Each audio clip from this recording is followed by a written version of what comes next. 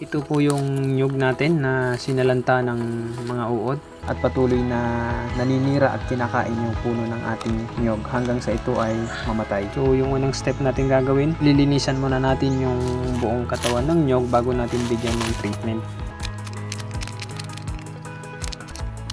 So gumamit lang po tayo ng naphthalene, yung pong cotton balls na nilalagay sa mga damit, yung amoy gaas. So dinikdik lang natin para maging powder. So ilalagay po natin sa tubig.